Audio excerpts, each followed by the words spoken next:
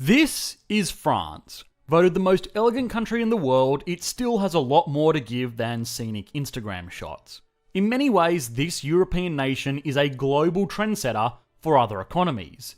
This goes from the rollout of the metric system to more tangible short-term indicators. If you want to predict the future, look to France. Now, this is not to say that the country is any further ahead of any other developed nation. In fact, in many ways, it's quite possibly the opposite. But the industries that they choose to engage in make them a great indicator for global economic performance. Even beyond being a 640,000 square kilometre thermometer, the country is still an amazing case study. In the same way that France is a great indicator of what is going on in the rest of the world, it's also a great showcase of structural issues that are impacting more and more developed countries. Thank you for watching Economics Explained. These videos are made possible by our patrons over on Patreon. If you enjoy these videos, please consider liking and subscribing. Now it's time to explore what it is that makes this country what it is today. The French Revolution and its impacts that are still being felt 220 years later, the country's biggest export industries, and the very fluid relationship the country has with employment. So let's get stuck in where it all started.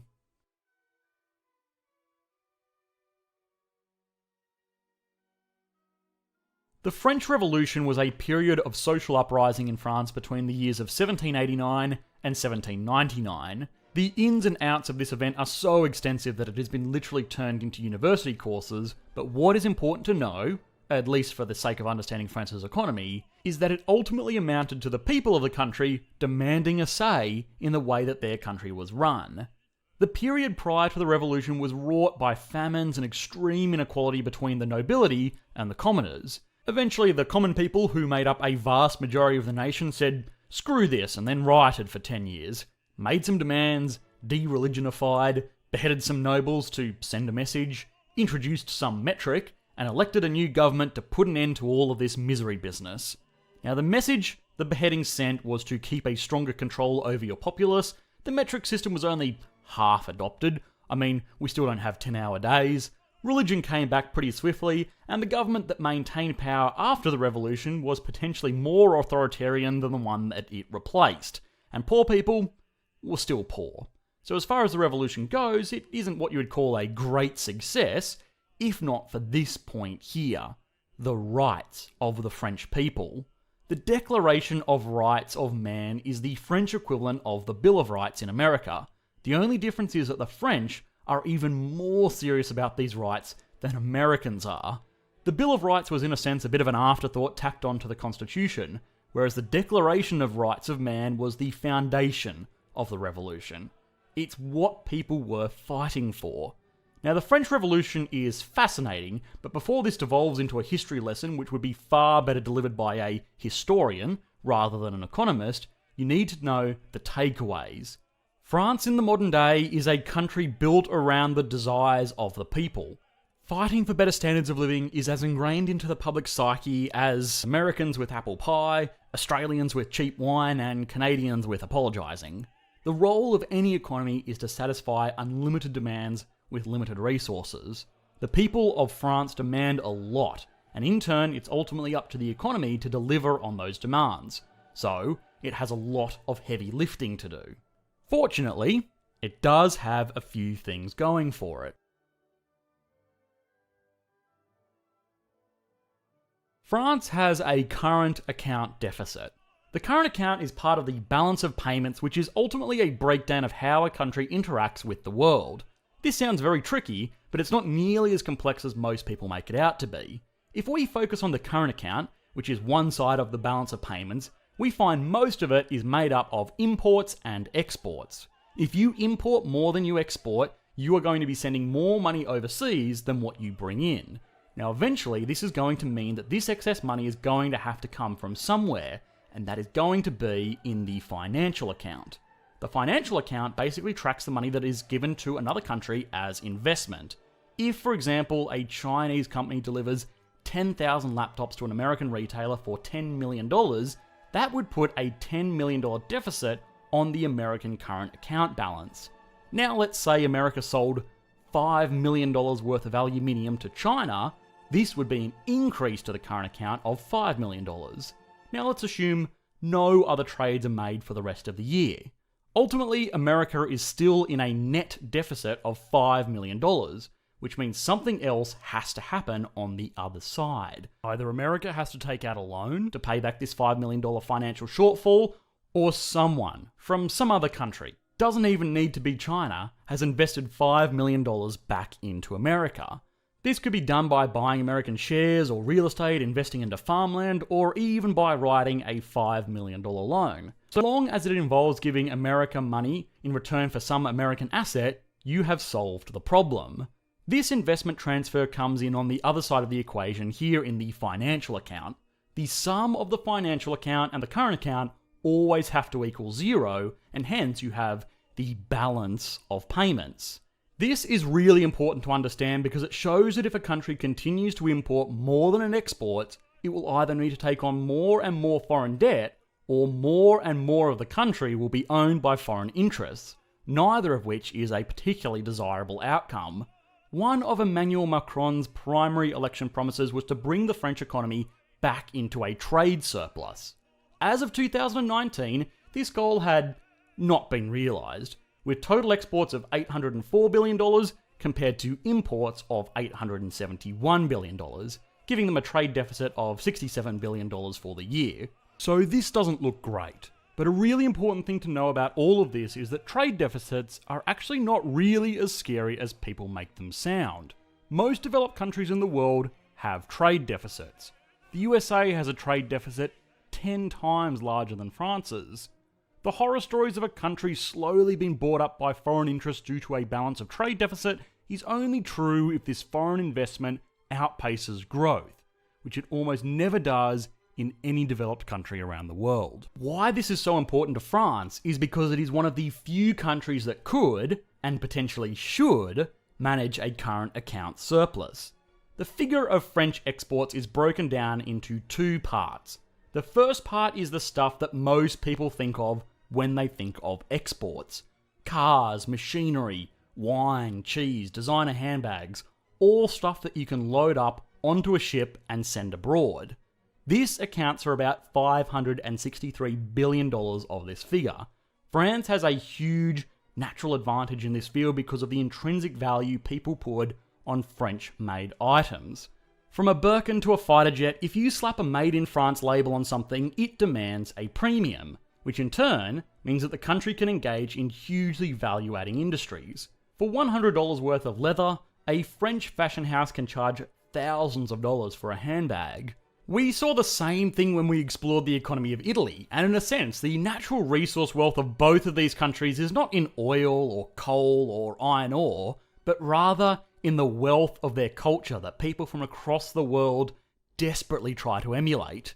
The perceived quality of French goods over other goods is certainly a huge boost, but what might actually be more important to this whole import-export debate is the less tangible side of the equation. This total export figure is also made up of $241 billion worth of service exports. Oftentimes this gets ignored because it is a lot harder to visualize packing up an accountant and sending them off in a container ship. But in reality, this is probably the more important part to consider. France's service exports primarily consist of business and IT services, transportation through the country's airlines, and perhaps most importantly, tourism. Tourism is not what most people think of when they think of exports. If anything, it involves bringing people in from other countries instead of sending goods to other countries, so it kind of sounds like it's all a bit backwards. Although tourism is in fact an export industry. If a country exports oil, then someone from some other country is paying them for that oil. If a country exports tourism, then someone from some other country is paying them for an experience. In both cases, it involves money flowing from one country to another and something being delivered in return. In many ways, tourism is the best export industry you can have. For starters, it is endlessly renewable. You are never going to diminish your supply of Instagram photos in front of the Eiffel Tower, and people looking at the Mona Lisa doesn't use up the Mona Lisa. Beyond that, tourism is a great way to inject cash into the economy. When you think of typical exports that get loaded onto container ships, a majority of the proceeds from those sales will go to corporations with the ability to sell products internationally. From there, not a lot of this money will find its way down to the average citizen. Tourism, on the other hand, involves cashed-up Americans paying way too much to a local souvenir shop, or Japanese tourists paying €8 for a crepe along the Champs-Élysées, or cash that is going directly to the pockets of regular individuals running a business that will be put back into the local economy. France has the largest tourism industry in the world, which means it is uniquely positioned to capitalise on what might be the ultimate export. Of course, 2020 won't be the year for that. This is part of the reason why France is such a great indicator of the world economy. Its industries are all heavily dependent on global prosperity. If there is some kind of global crisis, tourism stops really fast. Even if the world is only suffering through an economic crisis, luxuries like foreign travel and designer goods are the first thing to go, meaning that France will be the first developed country to feel the effects. This effectively means that France is great during the good times and terrible during the bad times, and that all has very real impacts on an individual level.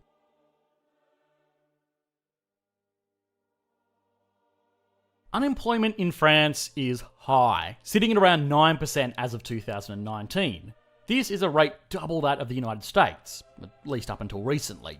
What makes this even more concerning is that France does not necessarily have any underlying systemic issues like Greece or Italy or its other European contemporaries. France also has a low participation rate, which means not as many people in France are actually looking for a job, and those who are still can't find one.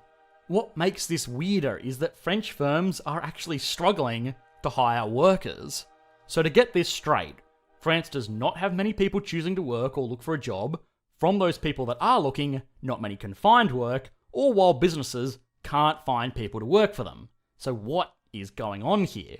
Well, it's actually relatively simple. French people have it very easy. A hangover from the heritage of a nation born out of revolution is the fact that people are really good at fighting for what they want. 40-hour work week? Nah, make it 35 hours. Minimum wage? Yeah, better make that pretty high. Workers' rights? Oh yeah, we're going to need lots and lots of those. Education? We'll do our best. What this means is that French workers, especially young workers, are often ill-equipped for the professional world. They are expensive to hire, hard to fire, and only work 35 hours a week. As a business, bringing someone on board as an employee is a huge decision because if you get a bad worker, or a worker that does not have the skills necessary to perform their role, they are almost impossible to get rid of. Beyond that, social welfare is very, very strong in the nation, meaning that a lot of people don't care if they work or not because their lifestyle won't be materially impacted either way. Now hold up, I know what you are going to say. We have explored national economies like Sweden and Norway and found that despite relatively strong social welfare, they were incredibly prosperous. What is the difference here? Good question. The answer? No one really knows. Everybody from the International Monetary Fund to political commentators has an opinion on the matter, but it isn't really clear. One theory is that a nation like Sweden actually really encourages entrepreneurship, for all of the reasons we saw in the video we did on Sweden, whereas France will hold your social welfare hostage and beat you over the head with bureaucracy if you try and start a business, which means people just prefer to either stay employed or unemployed. Education is also a significant issue here. French businesses are desperate for skilled workers, but they have found that French universities are excellent for teaching philosophy and the arts, but not so great for teaching practical skills. Beyond that, French workers despise the idea of working for experience. In a nation like Sweden, social welfare is there to support people who are gathering job experience, whereas in France, with its culture of power to the people, the idea of someone working for no pay while simultaneously taking taxpayer money is just outrageous. These rigidities in the labour market also mean that people don't want to move roles. If you have been employed for long enough in a role in France, you are pretty much unfireable. Why would you risk a promotion if it means that you could go without an already decent income? Since there is a lot of animosity around this issue, I put it to you. Leave a comment below what you think is the cause of France's unemployment problem. Now, while it's fun to speculate, the big takeaway here is that a lot of these problems are present in all developed countries, perhaps just to a lesser extent. The struggles of France to deal with unemployment in a world of increasing demand for skilled labour and shrinking demand for unskilled labour might be a look into the future of what is to come for a nation like the United States.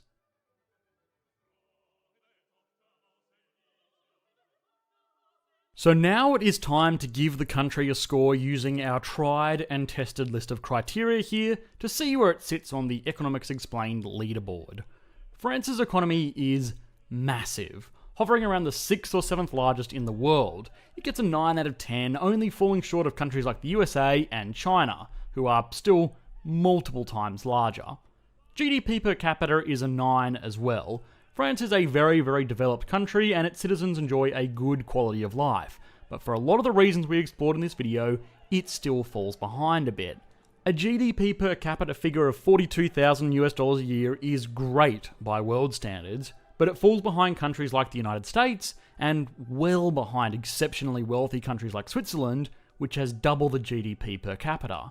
Stability and confidence. France is a first world country with a good credit rating. Most people would have no qualms about personally investing into the nation, but it still isn't totally without concern. Things like the Yellow Vest protests and the exposure the country has to global prosperity means that the economy does fall behind other first world nations here, and it gets an 8 out of 10. The growth rate of the country has not been amazing. It has been hampered by the global financial crisis, and then the Eurozone crisis, and now the economic fallout of a global health crisis. It was not responsible for any of these, but for the reasons we saw above, it felt the effects, meaning it has not grown in real terms for over a decade. It can only get a 0 out of 10. Finally, industry. Well, as we have seen, France is blessed by the ability it has to mark up products almost universally. People pay a premium to buy French-made goods, and with the strongest tourist industry in the world, it has to get a 10 out of 10. Altogether, it gets an average score of 7.2 out of 10, putting it securely in first place for now, until we add some more countries. France is a beautiful country with a lot going for it. It's very, very easy to be critical of the nation based on how it looks on paper, but in reality it is still a very strong, very stable, very prosperous country that provides safety and high standards of living to its very demanding citizens. The country has built up industries that generate a lot of wealth onshore and disperse that wealth to the people of the country that will best use it. But of course, it is foolish to gloss over some very, very real problems that may just be ingrained into the public conscience. We look at France as a global trendsetter for what our winter wardrobe will look like, but perhaps it is time that we look at France as a global trendsetter for what our economies will look like. Hi guys, I hope you enjoyed the latest video. If you did, please consider liking and subscribing. This video was requested by our patrons over on Patreon. If you want to have your say on what country or topic we explore next, please consider supporting the channel like these awesome people did. Thanks guys, bye.